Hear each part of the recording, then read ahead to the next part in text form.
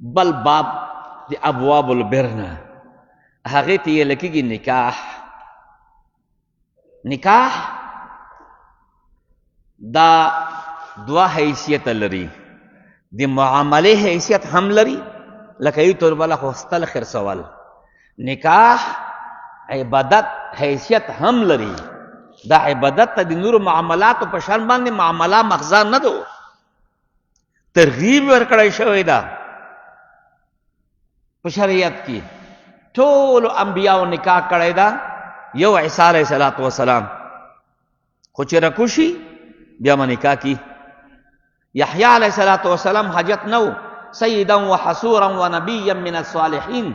او کتابو بیا مو چې یو کتاب کې ولیدل الترغیب والترهیب چې نفس دي سننو دي پاره ادا کول دي پاره نفس نکاح کړو. نو دي ټولو انبیاو سنت شو کنه نکاح، نو دی وجه نه عبادت حیثیت هم کې ده. خو ګورئ امام شافعی رحمه الله فرمایي چې تخلی للعبادت افضل ده د نکاح نه، ادي معاملې حیثیت ته ترجیح ورکوي چې سړی بس نکاح نه وکړي، بچی دي نه خپل عبادت کوه. همونږ احناف یو چې نه دا که حیثیت ته عبادت راجح ده، نکاح سنت ده. خو د نکاح کولو دپاره الله تعالی وشه بیا خپل بندیزونه لګولي دي چې څنګه نکاح به کې څنګه به نه کې. الله یو بندیز دا ولګولو، دا هغه دی چې مشرک ښځې سره به نکاح نه کړي. بس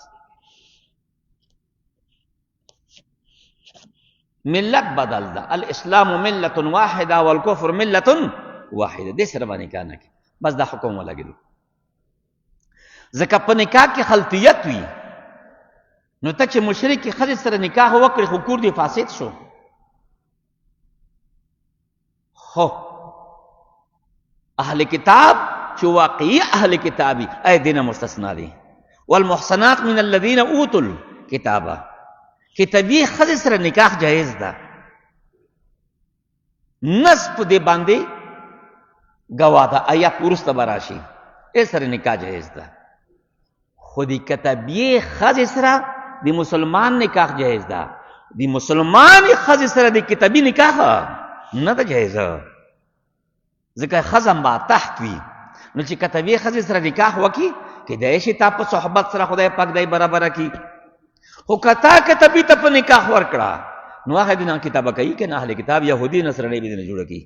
دې وجې نه ته یې کولی شي خو ته یې نشي ورکولی، ته یې کولی شي خو ته یې نشي ورکولی کتابي ته. جواز د نفس اولا دا ده چې کتابي ښځې سره نکاح ونه کړي. اولا دا د اوسم فقط جواز ده. عمر رضی الله تعالی عنه ته دا پیغام ورسېدو چې د شام او د عراق خلکو د کتابي ښځو سره نکاح وتړلو.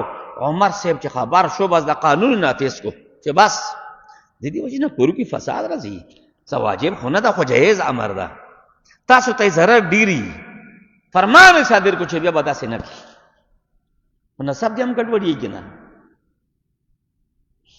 نسبت اولاد دی ټیک شو چې نسب خو د پلار طرفه د خو مور هم پکې دخل وي که نه. نو دې وجې نه کتابي نکاح هم اولاد دا ده چې وایي نه کې نفس جواز شته. دا اما په دې خبره پوه شوئ. الله فرمایي ولا تنکحوا المشرکات، په نکاح ما خلی مشرکې ښځې حتی یؤمنن تر دې پورې چې د ایمان راوړي. اوس الله فرمایي ولا امة مؤمنة، خامخا منځه مؤمنه خیر من مشرکة، دا غوره ده د مشرکې ښځې نه چې حره وي. مشرکه ده حره ده، اما ده مؤمنه هغه غوره ده. ولو اعجبتکم، اگر که په تعجب کې وچی تاسو حسن او مال د هغې مشرکې ښځې چې حره ده. اوس د بل ولا تنکحوا المشرکین، تاسو په نکاح ما ورکوئ مشرکینو مشرکو سړیو ته خپلې ښځې ایتیا په نکاح ما ورکوه حتی یؤمنو تر دې پورې چې د ایمان راوړي. ولعبد مؤمن، خامخا یو غلام مؤمن خیر من مشرکین، دا غوره ده د مشرک نه چې حر وي، غلام اولاد د هغې نه.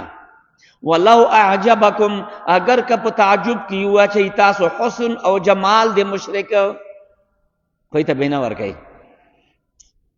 الله فرمایي اوس وجه ذکر کوي نو وجه ذکر کوي اولئک دغه کسان چې مشرکین دي يدعون الى النار د بلی تاسو ورته نه د سبب بیان کو دی عدم نکاح چې دا ورته بولی او والله خدای پاک چې دا يدعو الى الجنه د مبلی جنت یعنی اسباب د جنت والمغفرة اسباب د مغفرت کفار مو اسباب د جهنم ته بولی او الله مو اسباب د جنت او مغفرت ته بولی باذنه پخپل اذن سرا ويبين آیاته او بینوی الله پاک ایتونه دی قدرت للناس لپاره دی خلقو لعلکم یتذکرون شاید چې تاسو نصیحت قبول کړئ شاید چې دوی نصیحت قبول کړي غیب څنګه ده کنه دوی نصیحت قبول کړي